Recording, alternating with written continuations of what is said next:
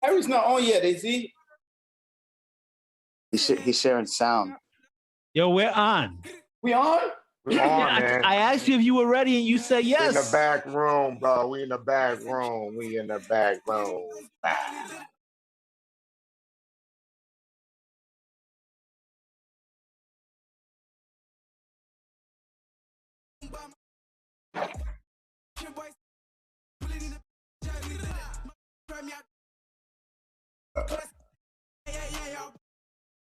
All right, jump in, Kingsley.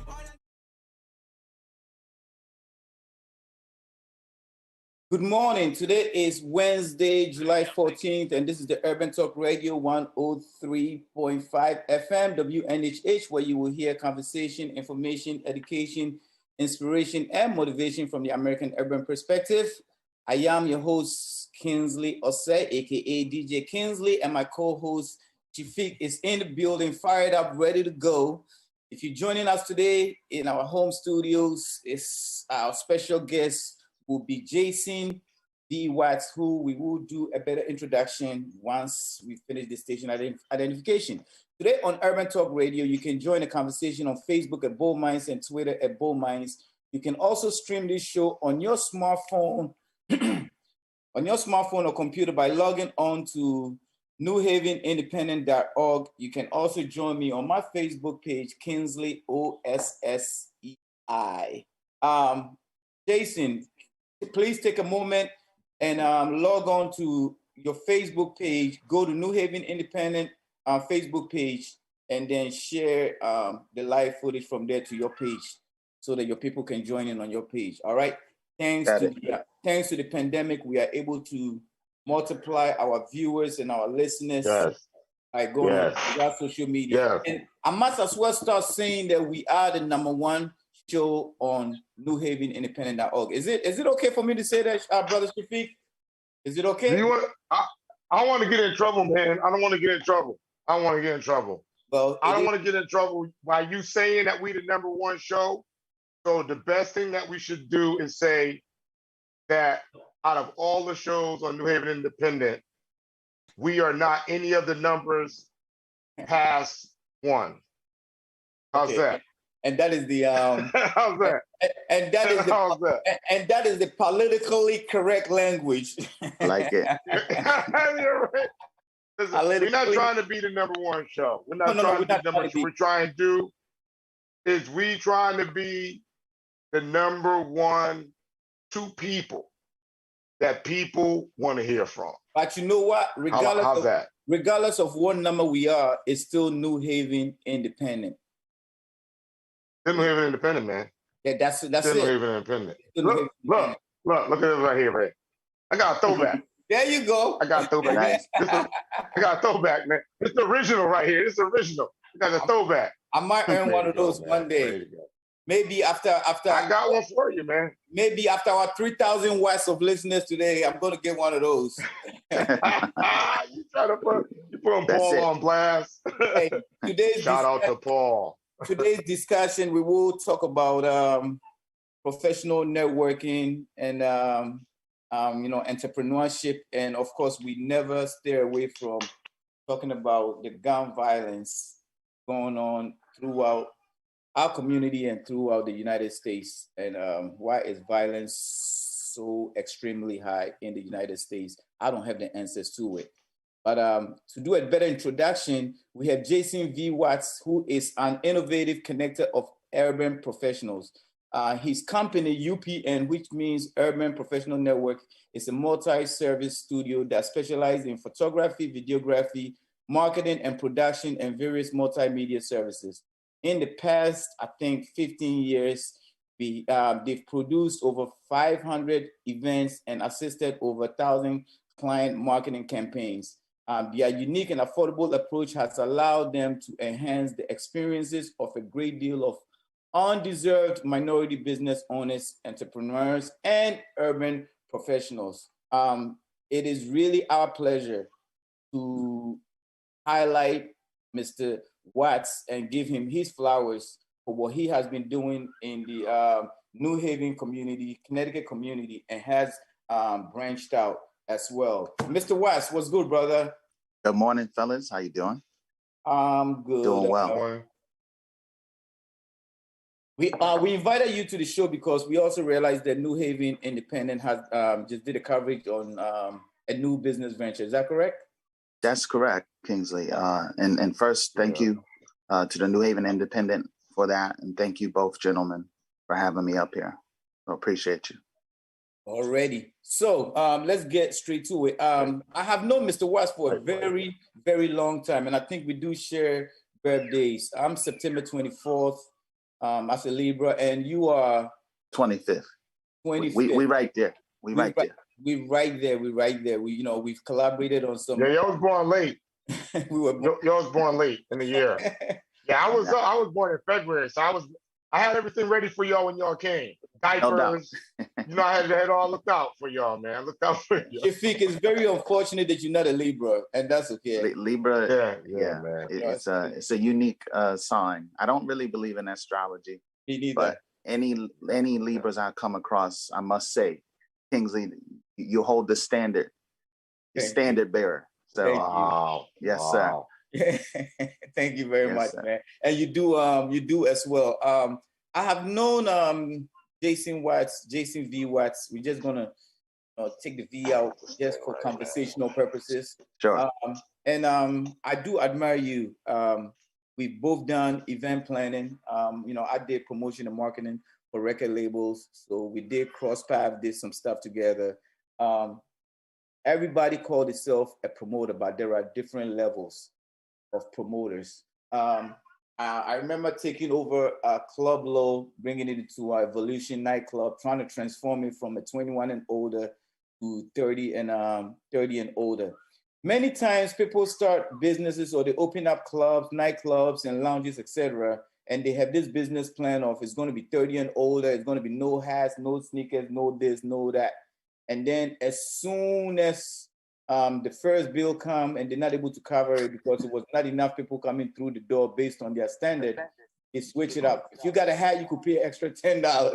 If you got sneakers, you could pay extra $15, $20.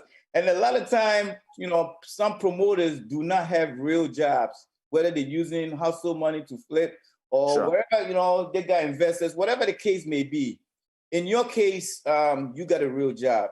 And you've been putting up a very, very, very big event for the adult crowd, which is what has been missing. Had the first Fridays, which was done nationally, started in DC. Before you go in, you had to have a business card, show that you are a professional person ready to network with other professionals. And, I'm not sure if that inspired the UPN network or not, but you've done it on that level where they don't even exist anymore, and you've continued do this for the adults. Explain to me how you came about this and getting this far. That's a good start. So essentially we started the Urban Professionals Network in November 2005. At that time I was about 24 years old and I was in a sales and marketing career. So in sales and marketing, your life is easier by the more people you know, by your network, by how many people know you, right? When you're going in a sales career, you really have to be out there in the streets, shaking hands, making new friends, and doing things like that. So one of the main inspirations for me in starting the network, which evolved into the social events, was to bring, minority people together in which I didn't see. If we rewind back to 2005 in Connecticut, in New Haven, especially downtown, I was a 24-year-old getting out of work and wanting to interact with, like-minded folks. It just wasn't there, it's no fault of anything. It just wasn't there, right? So I said, I'd like to create a network. When you see a problem, you can be a part of the problem and just continue status quo, or you can be a part of a solution. So I chose to create a solution, which is our first event was a UPN meet and greet. It was November 25th. It was Black Friday, 2005. And it really was just, hey, let's get our folks together, interact, shake hands, meet who's in the room. I had a few guest speakers. I remember we had the assistant police chief there at the time, Brian Norwood. We had a lot of people there, lawyers, doctors, any profession. It started out slow, and then as the word got out, ended up with about 100 folks because there was a void and people wanted it. So we started doing those UPN meet and greets once a month just to bring people together. And over time, I became more ambitious.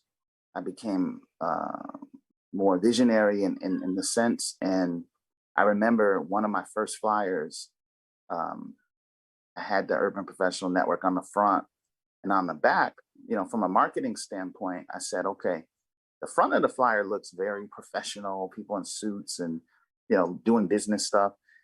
I said, when they turn over the flyer, I need them to want more. I need them to understand we can do anything. So on the back of the flyer, and I still have this flyer somewhere. I should have dug it up, but I still have this flyer somewhere. On the back of the flyer, I wrote things out that weren't there. I wrote UPN Jazz Night. I wrote UPN Spades and Pool Lounge. I wrote UPN Night at the Knicks. I wrote UPN Open Mic. I put like 6 things on the back of the flyer because it was important for me to attract everybody, not just business people. There's some professional people who don't like to do business. They just go about their job and they go home and they're cool with that. So on the back of the flyer, I projected some things into the atmosphere that not knowing how they were going to get done, we got them done. And I feel like any entrepreneurs, whenever you're looking to, create a plan, put something out there, you got to have the confidence and you just got to do it. I didn't have no sponsors. That wasn't a part of my strategy. A lot of it was bootstrapping and using my own salary, using my own funds, using my own wallet to fund a lot of the stuff. But where there's a will, there's a way. And fast forward, 15 and a half years, we've done a lot of stuff in Connecticut and beyond. It's even brought us as far as, I've done annual trips to Essence Festival in New Orleans, and that led us to going to South Africa in 2017. So for me, the UPN started as a New Haven, Connecticut thing. The first website was actually ctupn.com. So some people still have that email from me because initially I thought it was a Connecticut thing, but God had a bigger plan, and our logo and brand is touchdown in Colombia. Cartagena is touchdown in Durban and Johannesburg, South Africa. And it's been a pleasure these past 15 and a half years just doing what we do. And as I listened to you about how this all came along, creating the brand, I mean, you spoke as a marketing professional. And I can see everything that you did. It reminds me of when I had my marketing company, Catch and Wreck, and transforming into the violence prevention. And, a young man got shot at the age of 13 years old.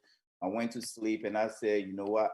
I need to do something about it because the kid was coming from a party and got killed. So, what can I do to create some type of entertainment for the kids, in a safe environment? And now I'm thinking of a name and I'm like, DAV, Against Gun Violence or whatever. And I Google it, and then I went to Concord and then it came up. And then I'm like, I want, some acronym that can easily be pronounced. When I think of yours, it's like a TV network, UPN. Yeah, it's funny you say that, Kingsley, because in the beginning, I was toying around with different names. I knew I wanted to create a network. I knew I wanted to create a brand. At the time, I was like, I want to call it the Black Professional Network. Right. I went away from that because we're not just Black. And right. I didn't want to put us in that box, even though majority of the initial audience was Black, and that was my initial audience. it's bigger than that. You know, if someone is down for our cause, which is within the urban communities, then I'm rocking with you. I don't care, you know, what color, creed, sexuality, it doesn't matter. So I went away from Black Professional Network and I chose the word urban to put in the header. And without really knowing it, the acronym was also the station for the Black network, UPN, you know, that you alluded to. So I think a year or two after the UPN dissolved the network on TV, and it actually, I say it kind of helped us from a marketing standpoint because the UPN just rolls off the tongue, you know, and I put specifically the in front of it UPN, so right. that people really didn't confuse the two. You know, UPN 9 is a channel TV station. Right. The Urban Professionals Network, and I'm very particular with a lot of the marketing because the is also always in front of it. Definitely. So it's the UPN. That's our tagline now. That's our website, theupn.org. But it helps to have a short, good acronym to your point from a marketing standpoint. Definitely. Shafiq, you on mute, by the way. Shafiq is the one that came up with the urban talk radio. I'm not even sure why he came up with that, with the urban. Because I'm a genius. Because I'm a genius. That's why. Because I'm a genius. I'm Aquarius, and I'm a genius. This is what Aquariuses do. They do genius type stuff, bro. They got some skills too. Yeah. First of all, let me just say this, Jason, man. Listen, I'm inspired, and I know you're not 24 no more, but I'm 54, and I got some 20-year-old cats that I be mentoring, and I've been mentoring, and I'm mentoring them now, and and they're Black, right? They're Black. Some of them are Black. Some of them are Hispanic. Some of them are Latino. And I never give up on our young people. That's where I'm at. So like even when Kingsley talked about the gun violence, which is something that will get me fired up in like 30 seconds to the minute.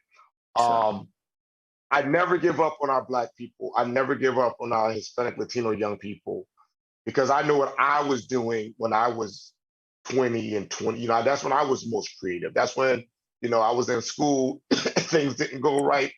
They trying to run me out of the school because I was in Georgia doing civil rights stuff. They just ran me out, man, killed my financial aid and everything. So I was like, you know what, fine. And I started my art business then, and I was traveling around. To do what you did, because I remember that. I was a cop then. I became a cop in 96. I remember when First Fridays came because the police department couldn't figure out what it was. They were like, what is this? This is a gang? You know, why are so many Black people, you know, doing things on a, you know, and it was like, is this Freddie Fixer? They got Freddie Fixer. Why do they got to do this too? You know, so when First Fridays came about, I kind of became more familiar through it with Scott X. Scott X was involved in it somehow. And so he kind of, for the face of New Haven, he became the buffer. Yeah. Where people was like, you know, nah, Scott, it's a Scott thing. So it's like, okay, so how many cops you gonna need? You're gonna need less. So I remember First Friday. And I did not realize that the mind behind it was basically somebody in their early 20s. Dude, hats off, bro. Because that's where we need to be right now. True. Your brand has to be remade. That drive, that charisma, that ambition, because where we're going right now in the country, we see it in the country. It's this new, it's like a rebranding, a recriminalization branding of Black skin. It is, these young Black kids, they're murdering everybody. They're robbing cars. They're stealing cars. They stole cars. We've got to do something, you know. And it's like, no, man, if you get these young people in the room with the right people like you, with the resources, the Kingsley, the me, the others, give them the guidance, give them the support, man, we could have more young people like you when you were in your 20s coming up with all kind of phenomenal stuff. You know, so I just wanted to point that out, man. I appreciate you, you know, for having that, and I hope, and I'm hoping, and I'm sure you are, that you know that you're making more you. You know, you and Yeah. whatever that level is. You know, And Shafiq, you know, you made an amazing point because you know, here I am, kid from Fairhaven. I grew up in Fairhaven, and born in New Haven, grew up in Fairhaven. In school, I feel like I was an underachiever. I feel like I could have did way more in school as far as education and things. right. But when I entered into the workforce, I was 19 years old. I actually left Southern Connecticut State my freshman year, and I saw, in my head, I had to take a calculated risk. A lot of people probably don't know this about me, but I was studying economics. I was a freshman over here. Then I had a job opportunity with S&ET due to my godmother. She was in the company about to retire. She said, "Hey, take this test at S&ET." For those who don't know S&ET, that's the old phone company. Out in New England? Yes, sir. Yeah. So I took the test, and I don't know nothing about phones. I don't know nothing about that. I took the test, passed it, and they said, "All right, this group, you go over there to 411, you go to 811. So in telecommunications, 411 was where you didn't want to go. And that's where about 85% of the people who took the test went. That was city and state, please. Yeah. City and state, please. City and state, please. So they said, "Hey, you got a high enough score to go to the call center where you're doing residential sales." So I'm like, okay, what's that mean? So I'm 19 years old. Starting salary was at about $36,000 or something like that. At 19, that was good. Okay. That was good. That was good money. That was good money. I said that was good money. I said, degree. What year was that? What year was that? Bro, that was like 2000. Wow. About 2000. Yeah, you was making what the police was basically. I just say that right now. That was good. Yeah. So that was good, boy. You think what teachers is making, man? Yeah, I said economic degree where I don't know if I'm going to get a job after I graduate and have debt or start a career. And I really prayed about it. I thought about it, very calculated in everything I do. And I chose the career. I said, throughout my career, if I want to go back to school, that's going to be an option. So I took that path. And in doing that, I was able to take a lot of the things I've learned just being around the people I've been around my life, mainly in the inner city and the urban, through the churches, all of our culture. I was able to take that and apply it without even knowing it into corporate America. And that transferable skill that, to your point, Shafiq, is in our inner cities, it doesn't get utilized enough. And I've done mentoring for my company in Boston, Atlanta, Connecticut, with students to let them know there's a lot of options for you. Whether you finish school, you don't finish school, you can be a professional and earn a very decent living using the natural skills you came up with in the hill or in the ville, in the trade. There's people in corporate America who have made the transition and they're making hand over, they're going sick, they're going crazy. So I try to inspire young people to say, hey, whether you want to do a trade or not, there's multiple options. I'm a sales professional. I love sales. I love marketing. And it's something that comes natural to me. And I think, to your point, Shafiq, there's others out there. I hope to inspire that come natural for them, and they can turn it into a very lucrative career. All right, let's do a station identification, and we'll come back and talk to Mr. Jason Watts, V. Watts, some more. Today on Urban... We're just doing like this? Oh, Lord. No. This is the Urban Talk Radio 103.5 FM WNHHLP. I am your host, Kingsley Ossei, and my co-host, Shafiq, right along with our special guest, Jason V. Watts of the UPN. Yes, and if you are just joining us today on Urban Talk Radio, you can join the conversation on Bold Minds and Twitter at Bold Minds. You can also join me on my Facebook page, Kingsley, Ossei. So now, we're going to go through a couple of events that you've done in the past. As you could see, I'm not sure if you was listening to our intro music. Our intro music is from Kofi Jimor, who is from Kumasi. Ghana, and the name of the song is called A Corso. Now, this young group of men have formed a group called Kumerica. That means Kumasi, America. And they have jacked the drill music that we're doing out here in the US. And I shout out to them because the US have been jacking everything, music from Africa, the dance, they jack the Afro beats, they just taking everything. So the Kumerica is one of the biggest movement going on in Ghana right now. And you've been on the Afrobeats wave from the beginning because I have been following. Now it's like the wave. Everybody doing Afrobeats gig. You were doing gigs with DJ Cash, if I'm not mistaken. Yes. Big shout out to Cash. That's my guy. So you have some Afrobeats gigs going along the states. Let's talk about it. I have a flyer in front of me. Sure. Moses in Bridgeport. So yeah, Afrobeats and Mimosas was something that came out of my business relationship and partnership with Aboki Entertainment. So shout out DJ Cash, shout out Ossei Concept. We've been partnered. I started an event probably 2013 called Royal Caribbean, downtown New Haven. It was an event I wanted to highlight just the Afro-Caribbean culture. So I had some Caribbean partners, I had some African partners, and it was downtown at what was the Russian Lady at that time. And from that, we formed a partnership. I recognized those cats early as kind of the next, the up and comers coming behind me from a upscale professional social scene. So we linked up, and years later, I started something called Saved by the Brunch. It was a rooftop brunch series, one of the first brunch series in Connecticut. We did one in Glastonbury. We did at Rooftop 120. We did one in New London. And we did it at Elm City Social for some time. So they came to me and they said, hey, man, you got to do an Afrobeat bunch, like the 90s R&B, that's cool. And I said, you know what? You're right.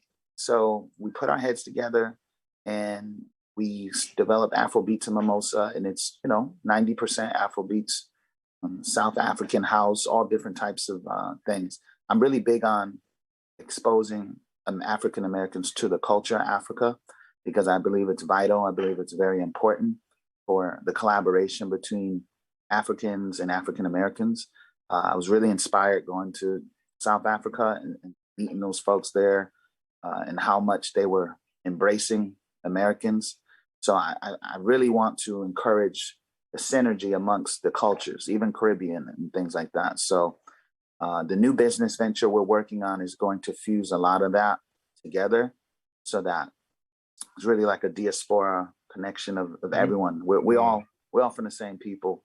I'm actually looking forward to getting my African ancestry test, which is a specific. Don't get Shafiq started because he just did his. So go ahead, finish. I did mine. Go ahead, finish. Yeah, man. I did mine. Good. Yeah, Mandinka. Mandate people, brother. Mandate people. Mandinka. It's Shafiq. Not to jump too off topic, but Kingsley, you mentioned earlier what can stop the violence, what can stop the crime, the despair in our communities. I firmly believe you gotta go back home. Get me preaching. You have to identify knowledge yourself, who you are. Definitely. And without ancestry tests, I prefer African ancestry because I believe they're the deepest one. Yeah. These kids in the street don't know who they are. They don't know where they come from. And they don't have an identity. So that's part of my solution to help educate people on that. That was just a sidebar for that. And that's a true story. That's a true story. That's Definitely. a true story. Definitely. I just want to say a true story. And I know you want to move on, Kingsley, but I'm not going to let you move on because the brother's talking about going back. That. Go ahead, Shafiq. You've been preaching that. Go ahead. You're talking about going back to Africa and stuff, and this has always been my thing too. The uniqueness of being a Black man in America, and I go even deeper on an American level, Jason, is that we are now Black in America, and I'm cool with that. Sure. But we are not all African American. Some Black people have slave blood. Some Black people don't have slave blood. right? President Obama did not have slave blood. His mother was white. His father was African, not a slave, immigrated to the US. Correct. He's not African American because he doesn't have slave blood. There's a unique origin of Black people in America who have slave blood. Because if you have slave blood, then that means you were processed differently when you came into this country and as you have been in this country. And that requires a different level of mental, spiritual, economic, and a whole bunch of other things to deconstruct that on the way back to Africa. Sure. You understand what I'm saying? And then when we do that, if we don't do that, we also have to understand that the Africans that are in Africa may not see us as their equal or see us as Africans. Right. I've been told that in parts of Africa, they don't even teach the history of Black people in America. So Africans come to America and look at me and you and go, you're lazy, or why aren't you doing this? You got all these opportunities. Not understanding that, bro. I just stopped getting my great grandmother from getting raped, bro. Like, 60 years ago. So so we got some work to do as Black people in America who came from African experience, and we have to. And I think what you said is quintessential. You've got to identify. You can't just say, "I'm from West Indies." Like West Indies, like where? I'm from St. Croix, where I just was at St. Croix. Where you from Jamaica, and there's nothing against anybody that's from the Caribbean, but you can't come from the Caribbean without coming and from then blast African Americans in America about things that we're not doing. But then we go back to the Caribbean, and it's like a third world country. The people, they don't control nothing, and if they do control something, it's a second wave of colonialism where you're paying literally a ransom to Britain or London or France or China, some other place. So China. So even Black people who are not African American in their own motherland, in a way, are still not free from the level of colonial slavery at the world level. Okay, but I don't say I don't love my African people, because I am African. I am a Mandinka, and I'm keeping it real. And I'm Mandinka in America, bro. So come get me. That's right. Come get me. And can I get an amen on that? Me, bro. So on that note, we're going to go through a few upcoming events. It's very important that we cover these events because the clock runs out quick. We got about less than 20 minutes to wrap up the show. Oh, that's fast. Friday, July 23rd, you have an event coming up called Live in the Ninth. What is it? Street Fest. Live in the Ninth. Right here in New Haven. And Shafiq, I'm saying right here in New Haven. Right here. Go ahead. Let's talk about that. Yeah, really quick. This one is very exciting to me because Shafiq been around New Haven. Kingsley, you've even been around New Haven. We haven't. I don't know if y'all remember the Street Fest in New Haven. New Haven Street Fest. They did it a long time ago. RIP to the Street Fest. It was a great event, community event, but it just stopped happening. You go 15 years back. African Americans, particularly, we haven't had access to downtown New Haven. I've been a big part of my brand is being downtown of any city. That's just, some people say, why don't you do events over here? Part of UPN's brand is being downtown in the city where we rightfully should be as well, right? So Live in the Ninth is a free family street fest. There'll be vendors. There's live music, there's DJs. Shout out to DJ Platinum. He kicked it off last month at YBC. It was amazing. We were in the middle of Orange Street, streets closed off. Kids were dancing, people were relaxing. It was a beautiful day. This does not happen in New Haven. I don't know, you can go through the history books of New Haven. We don't get those opportunities, but I've been fortunate enough to put my foot in the door and get 4 Fridays through the summer. And we have 4 Fridays of Street Fest, and it's totally free. There's 6 or 7 restaurants where you can bring your date, bring your family, eat. You can bring your own food. You do whatever you want. I don't know about the cannabis. Yeah, leave that at home for now. There you But go. it's a good time, and people loved it. Totally free. All of my events can be found at upnevents.com. So if anyone's watching, listening, upnevents.com, you can register. We do raffles, we do giveaways. It's a fun time, and I'm proud to say that we're helping lead that charge down there. And then, I love when people. What time? It starts at 5 What time? p.m. Yeah. Where at? It's in the Orange Street Promenade. They can always find that information on your go ahead, give it up. upnevents.com. upnevents.com. Everything's there. Everything's there. There you go. I love when people go outside of the box to do, different events than what everybody else is doing. I recall when I came up with a hip hop expression of Black history, just to give people their flowers, of everybody that's been doing something in Connecticut and, throughout the states. Like I said, I've been fortunate to work for record labels where I have something on my wall to show, whether it's a J-Lo plaque, a Wu-Tang plaque or whatnot. But it doesn't mean that I was the only one doing something. Many in Connecticut have done just as much as I have, but doesn't have those things to show. So I say, let me do this event and give them something that they could put on their wall. And unfortunately, most of the people that we've highlighted in the past have passed. Oh, no. And that's why it's so important to give these people their flowers. You guys just had, what's the name of the graffiti guy in New Haven that just passed? I forgot his name. You have he's down with Julio. Yes. Unfortunately, he's been coming to the events. He passed. You had TZ Islam, who was, who did the first one with me that passed. I mean, many from New York and that's my dude, man. Elsewhere. This is why it's so important to, to highlight people, and you got to go out of the box. And when you're going out of the box to do stuff, people doesn't easily gravitate to it. True.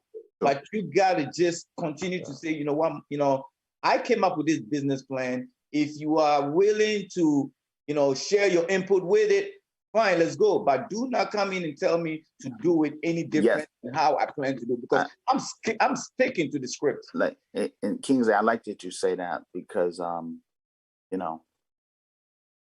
it's so important for people who see things and have visions of things to stay true to what it is. I attest that to the staying power that I've had with the UPN. Right. For 15 going into 16 years. It's not easy. Shafiq mentioned it. It's like you're working a full-time job, you're doing another full-time job after it. It's a lot of sacrifice involved that a lot of people don't see. It's a lot of money involved people don't see.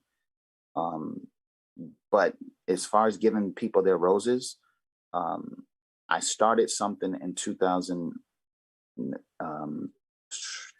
February 2020, and it was called the Winter Classic, the UPN Winter Classic. It was at the Omni Hotel. We got so lucky and blessed because it was 2 weeks before COVID hit.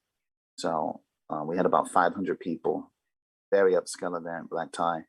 On the front of that event, I created the first annual UPN 40 Under 40. Most of you, I'm sure, know what a 40 Under 40 is. It just highlights individuals across different business expertise and different things to give them their recognition. And this was the New England Tri-State Winter Classic. So we had 40 individuals from as far as Maine, New Hampshire, Rhode Island, Massachusetts, New York, New Jersey. They all came to downtown New Haven on February 28th to get recognized and enjoy the festivities. So Shafiq mentioned, reaching back to the future generation. And at 38 years old, I said, you know what? I'm not going to be doing the same things that I did the past 10 years. So I need to create a new lane for the next generation. And that's where that 40 Under 40 came up. We will be back at the Omni Hotel February 2021. So I hope everyone listening can come to that. Awesome. And another event that you have, which is on July 18th, Business Barbecue and Bourbon too. Let's go over that real quick because we still have to cover your new. Yes. So Business Barbecue and Bourbon is a men's talk series. This is part of the UPN Men's Forum. And essentially, it's just candid conversations with executives from across the state. We have a very good lineup coming this week, and which is this Sunday. We may have to take that inside because of possible thunderstorms. But we have Eve Joseph from RJDA LLC, who's a developer. We have Curtis Battles from Craft Beer Insights, and we have Richard Brown, managing partner of 5-8 Holdings.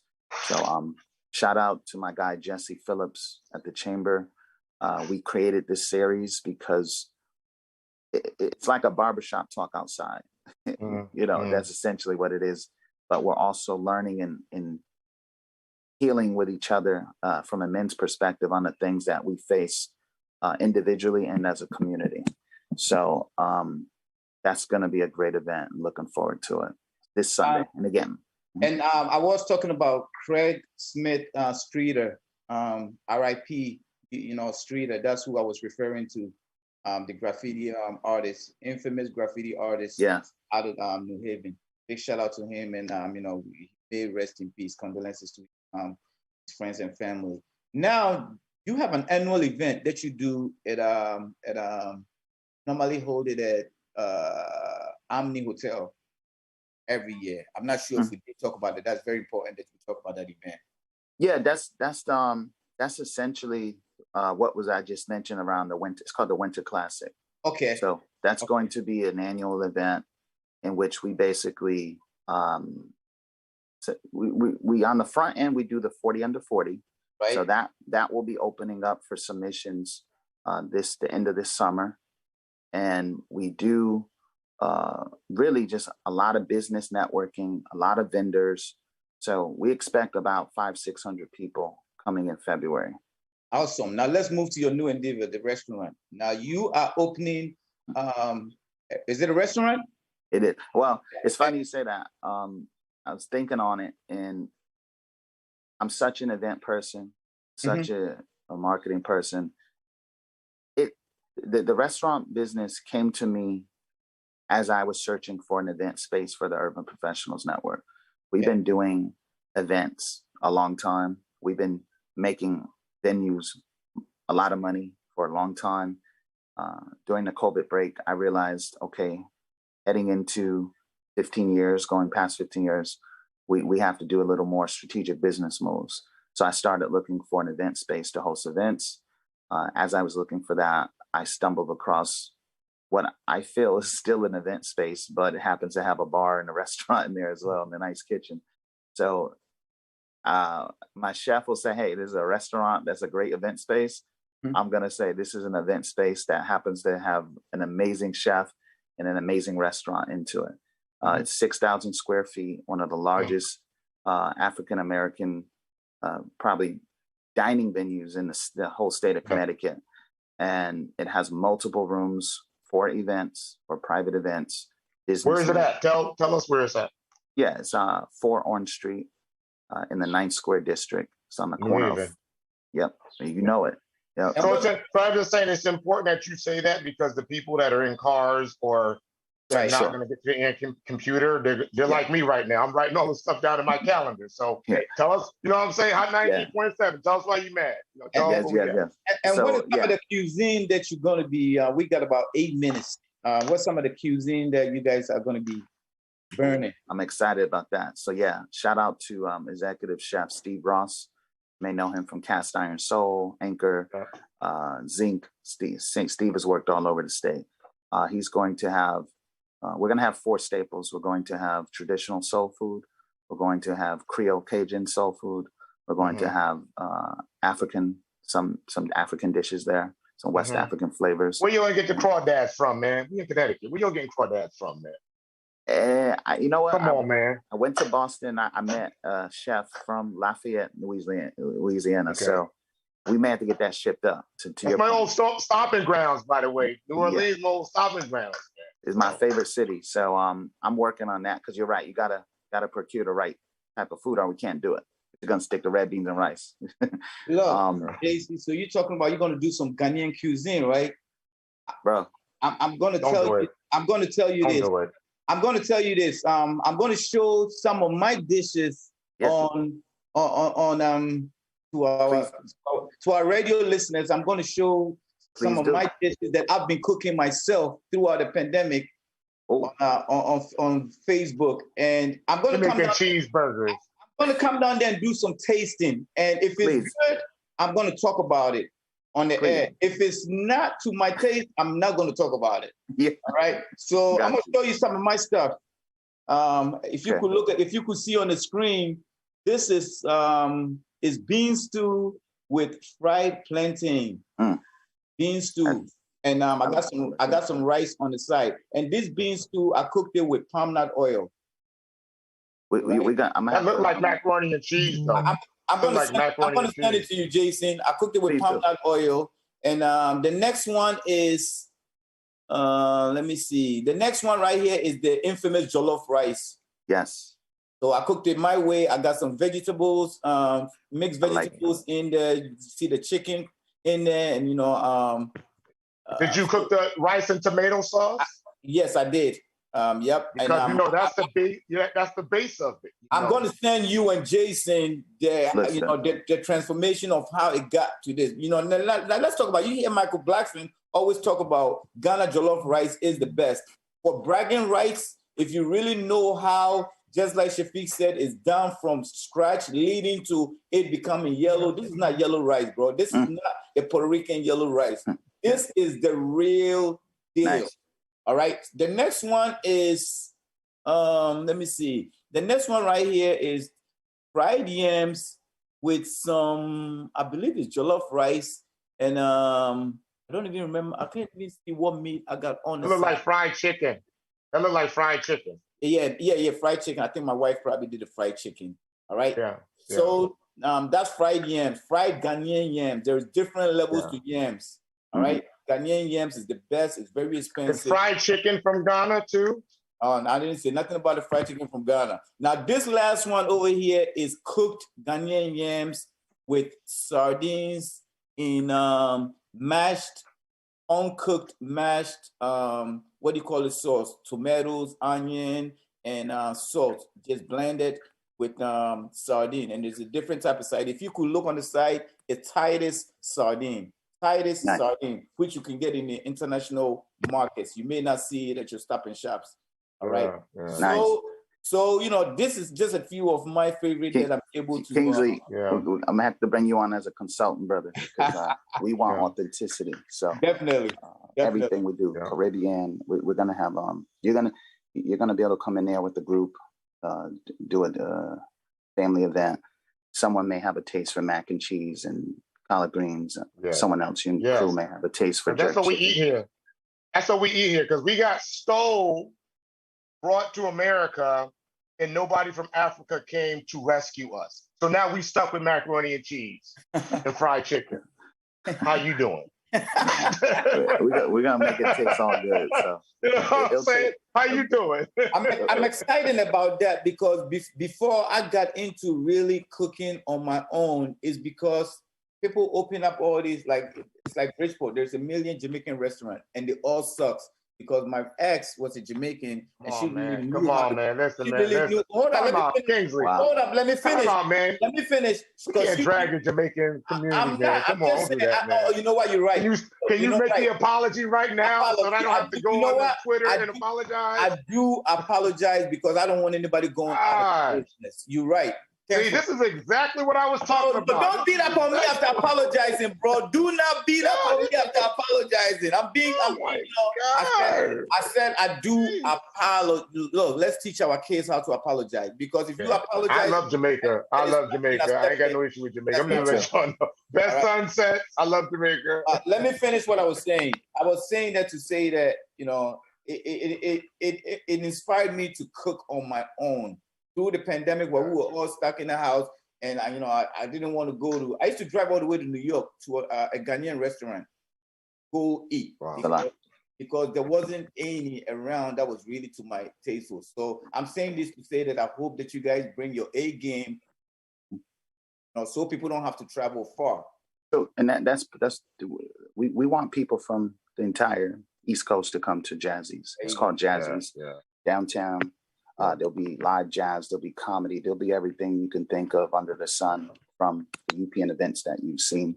The inspiration for Jazzy's comes from the word Jasmine, my daughter's name. Jasmine has two meanings. It's floral, and it's also short. The short name is for jazz, which is one of my passions. Shout out to Remember the Lilies florist. That's my mother, Sandra Watts. She's an entrepreneur. She's also going to be decorating the venue with her floral arrangement. So when you walk in there, and when you come from a monster family, man, I know your mom, bro. Oh my God, this dude's rocking. I'm excited. And I ain't leaving New Haven. Let me shout out to my guy Nate Smith. I can't even think of the restaurant on top of my head. He catered to our City of Bridgeport Agents of Change program. Shafiq, you came on to facilitate one of the sessions and to present. And I'm here for you. I'm your brother. And you heard them talk about how good their food was. Yeah, we were delivering food to this kid's home while we were doing the sessions. So yes, nice. Thanks for correcting me. No, not all the Jamaican restaurants Bridgeport sucks, but some of them need to get their A game up. All right. So we can do a review next. You know what? Bring them on the show. Let them talk about their food. You know what I'm saying? Give them a shot now. Gotta give them a shot. Jason, before we wrap up, man, I need you to do a big wrap up on the UPN network and everything to look forward to. Sure. So thank you all again for this opportunity. The UPN, as we enter into our next phase, we're going to be doing some exciting things. I ask that you continue to support us. We thank you for all the support over the years, and we can't do this without the people. So thank you. Yes, brother. So, today we've given you your flowers. The city of New Haven and the state of Connecticut really appreciate everything that you've done, better than many, and are doing it your way as well. Continue. And please use your platform to help curb the violence in the community. That is very, very, very important. If anything I can do to align with anything you guys... I'll be reaching out to you, man. Yeah, please do. Please do. Before we sign off, reach out to you. The backyard. I'm right here in New Haven. I'm right here. So if you want to meet for a cigar, we could do that before I leave New Haven. I'm right here. Yeah. Give me a call, man. Because I'm free for the rest of the day, so we need to connect. You trying to figure out where I'm at? Trying to figure out where I'm at? No, I don't need to figure out where you're at. I got GPS. Listen, I got police friends. I don't need to figure where you're at. All right, guys. We'll talk soon. Definitely, man. All right, brother. Thank you, Jason. Thank you, man. Brother.